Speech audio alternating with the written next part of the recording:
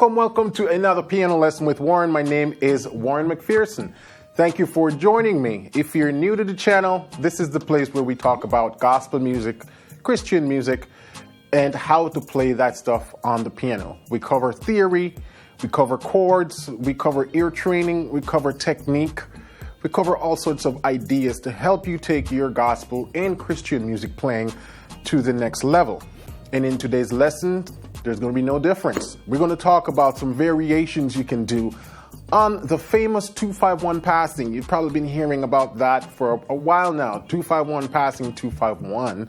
And I'm going to show you a little variation that you can add to that to change the sound of that 2-5-1, to make it sound like something more advanced than it really is. So stay tuned.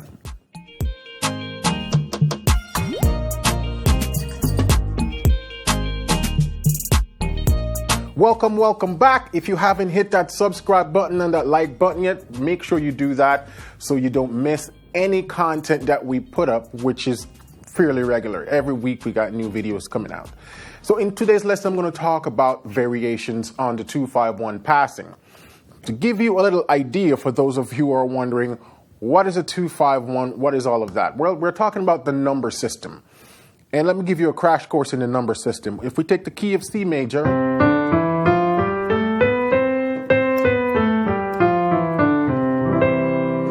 we number each of those letters of the scale. 1, 2, 3, 4, 5, 6, 7. So in this key of C, those 7 notes arranged in that order, those are the numeric value of the letters of the scale. So if I say, what is chord 1? We go to chord 1 and we build a chord. If I say, what is chord 2? If I say, what is chord 5? If we say, what is chord 6? And so on. So when we talk about 2-5-1, we're also talking about chord 2, chord 5, and chord 1. Now, this is a very basic, watered-down beginner's version. When we say 2-5-1 in this context, we're talking about the numeric value of each chord in the key. 2, chord 5, and chord 1. Now, when we talk about 2-5-1 as a passing chord, we're talking about a concept that now goes outside the key a little bit, right? So when we talk about 2-5-1 as a passing chord concept, that can occur anywhere throughout a song, throughout a piece of music, all right?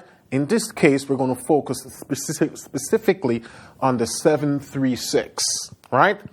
So if we go back to the key of C and we say, okay, 7-3-6, what is that?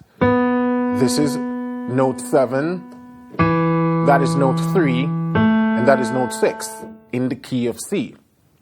So 7-3-6. Right? But in the passing chord context, we usually make that 5 chord into a major chord. So then we have 7, 3, and 6. We also refer to this as a 2-5-1 passing. I know, you're like, what? It's a 7-3-6, but it's also a 2-5-1? What are you talking about? Again, I want you to understand that when we talk about 2-5-1, there are 2 ways of looking at it. As a chord progression, diatonic to whatever key you're in, and also as a concept, a passing chord concept. So whenever someone said 2-5-1 passing, they're talking about the concept, which means a 2-5-1 can occur anywhere.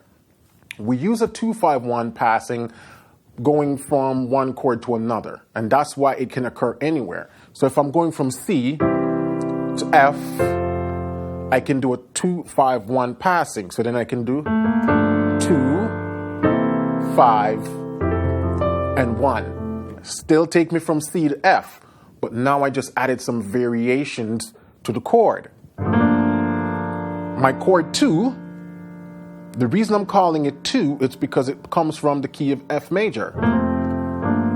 G minor is a 2. And the reason why I'm calling it 5 is because in the key of F major, 5, C is the 5. And then I resolve to the key of F, which is 1. So that's why we call it 2-5-1 passing, even though I'm playing in the key of C. The concept of 2-5-1 that will take me from C to F comes from the key of F major. So that's why we call 2-5-1, which is the destination. In this case, going from C to F. 1 is that destination. So then we have to pull 2-5 from that 1, which is F, which is why we get G minor, C 13th, back to F. So that's my crash course in 2-5-1 for those of you who are wondering what this is. If you really want to learn more about 2-5-1 in details, Piano Lesson with Warren is where I have that stuff in a full course format. But I wanted to explain this to you before I move on. All right, so now that you have a basic idea of what a 2-5-1 is, let's talk about the variations on these 2-5-1. So if I'm in the key of C going to A minor, a typical passing that we use to get there is the 2-5-1, also known as the 7-3-6, right? So I could do, that's what a lot of people are familiar with, right? You're in the C, you go to that 7, and we often voice it this way. Now the 7 chord in C is a B flat, what we call minor 7 flat 5 chord, or B flat half diminish. But the way I'm voicing it, I'm just playing sort of like a D minor in second inversion, because if you remove the root, you really have a D minor triad above here, right? So all I do is just invert this into a second inversion and drop the B into this left hand. And then I have my 7 chord. And my 3, we talk about making that 5 chord major. And that takes me to my 6, right? 7-3-6. If we're doing a song like Never Would Have Made It, never would have made it. No, no, no, no. It's that same progression they use right there. It's a 7-3-6. Now the variation that I'm talking about is when you play that nice sort of D minor, in this case in second inversion, or another way to think about it is the 2 chord from whatever key you're in. So in this case, I'm in the key of C. So I take the 2 chord in second inversion and then drop the 7 in my left hand. What you should do to add that nice sound to it is then add a major third to this root. You've probably heard that before. And now you have a B7, sharp 9, and flat 5. This is what a B7. This is the 9, sharp 9. And if we flat that 5, that's the chord. But again, we're inverting it. We're playing it in some different voicing. So I'm putting that F up top in my right hand. And now we have that chord. So you see how close it is to that B minor 7 flat 5 we talk about, that original? All I'm doing is adding a major third up here. And that takes the sound right out of the beginner's category to an advanced sound. And then if you want to get more fancy, flick this middle note. You have, then you so, never would have made it. No, no, no, no. Now another thing I like to do on that 5, instead of playing that straight, so just E7, just raise the 5th, you get a sharp 5, and then just add this G over here, which creates a sharp 9. And then you have a 13th sharp 9, or a flat 13th. Well, yep, flat 13th, sharp 9th. Because this C is acting as a flat 13th because I have the B here, and then we have a sharp 9. So the easiest way, again, to think about it from a more simplistic view, if you take that, the E7, raise the 5th, and then add this G, think of it as adding the minor third of the chord, right? And it gives you that sharp 9. So then if we put that together, never would have made it.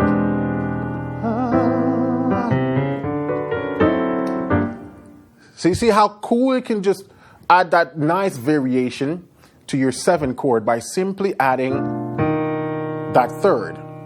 And then when you go to those 5 chord, instead of playing a straight 5, raise the 5th of the chord. Look at the voicing I'm using, by the way. I'm using an octave with a 5th. Over here I have my 3rd, my 5th, and my 7th. And from here, just raise that fifth, add that minor third of the chord, and you're going to have a flat 13th sharp ninth. So that's an easy way to get to the chord if you're not so keen on figuring out where's the flat 13th and the sharp ninth and all of that. That's a sort of a more practical way of getting there. So then you have, again, never would have made it. And when I get to my 6, I often make that into a minor 9 like that. Look at the voicing again. I got my root 7, 5th, and then I have my 9, 3, and 5th. That's a very common voicing.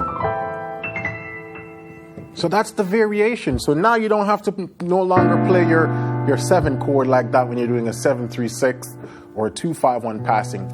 Now, a lot of the times when you have 2-5-1, people think about making that 2 chord into a minor, right? Because 2 chords supposed to be minor. So if I'm doing a 2-5-1 in C, 2, 5, 1. I make that 5 chord into a 13th 1. But now I'm going to also introduce something to you, is that whenever you turn those minor 2 chords into minor 7 flat 5 chords, you're adding what we call modal mixture. You're borrowing chords from the parallel minor. Boom. Warren, what are you talking about? Using all too much terminologies. Parallel minor, what? All right, let's talk about it. In the key of C, C major, if we play C minor over that, I just play C harmonic minor scale, that's called a parallel relationship because they both have the same root, C major, C minor, but they're not the same tonality. One is major, one is minor. So we said it is said that that's a parallel relationship. And so we can often borrow chords from that minor. And that's what they call modal mixture, because you start to mix the mode. So some of the times I may turn my minor 2 chord into that diminish, that half diminish. Remember we talked about the half diminish? The half diminish is always the 7th chord in a major key or a 2 chord in a minor key. So instead of playing my 5 chord minor, I make it into a diminish, and then I can do a 2-5-1 like this. And you go, ooh, that out of the key coming back in the key sound. That's what I'm doing. So I'm basically extending the concept of that 7-3-6, even in places where I'm not doing a 7-3-6 or where the chord is supposed to be a straight minor, not a minor 7 flat 5 half diminished. And let me give you an example of where I do this. If we take as the deer, as a deer, remember that? Panted for the waters, oh, my soul longeth after thee. Oftentimes you can do a turnaround here.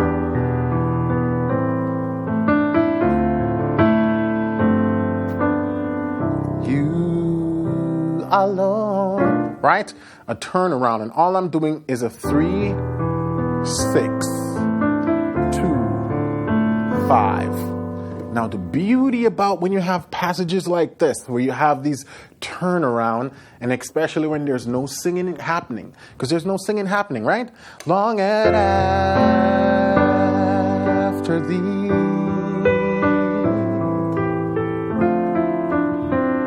There's no singing, right? Singers taking a breath, enjoying those turnaround chords. What we can do is introduce that 2-5-1 passing concept and making those 2 chords, right? Minor 7 flat 5, and introduce that major third, which is going to create a what? Remember that chord? It's going to create a flat 5 sharp 9 or sharp 9 flat 5 chord. So in this case, long and after thee, or then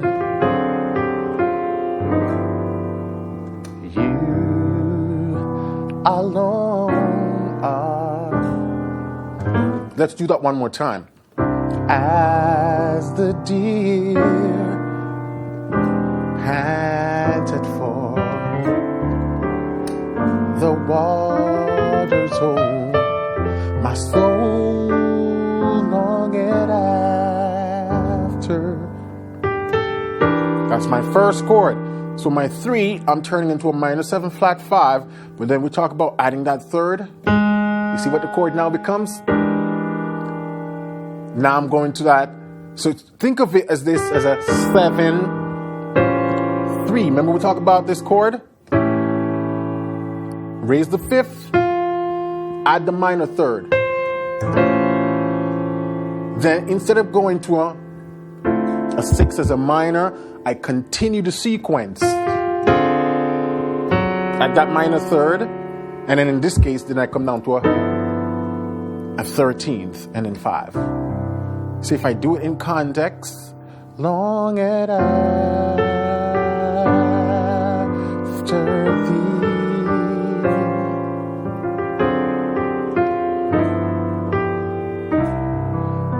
you alone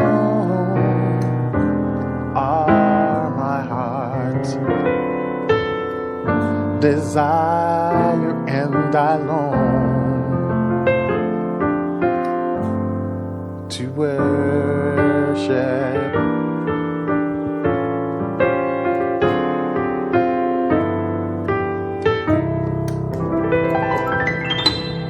That's it.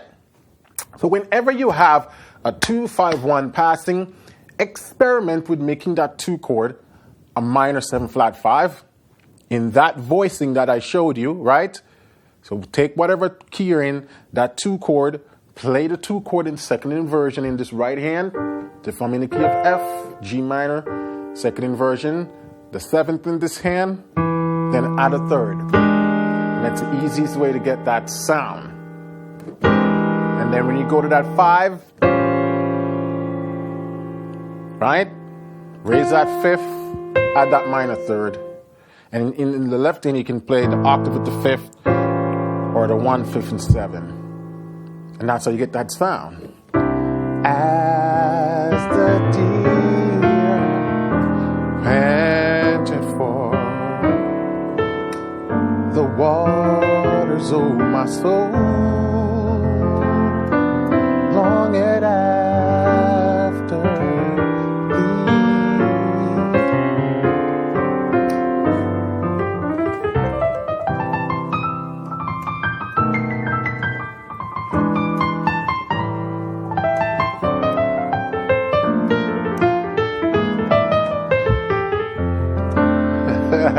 Having some fun. All right, so that's all I have for you guys today. Trust this tutorial was entertaining and educational. So as you can see, just by tweaking a little bit of notes right there, you can really take your chord playing from this to this, right? So go try that out on some songs. 2-5-1 variations, all right? And be sure that you understand the difference between 2-5-1 as a progression and 2-5-1 as a passing chord concept. They're similar, but also very different, all right? So if you're more in the beginner, intermediate stage, try to get some clarity on that stuff. Piano Lesson with Warren goes a lot more in details with a lot more examples and quizzes and sheets and stuff that will help you to understand the theoretical difference. Because before you can make practical applications of the stuff, you want to understand the theoretical background as to where the stuff comes from and why it works, all right? So hit that subscribe button, that like button, leave a comment below if you're new to the channel and you want to learn more about gospel piano. At this point, we probably have over 200 video tutorials spanning all skill levels on all various topics about gospel piano and Christian contemporary music, right?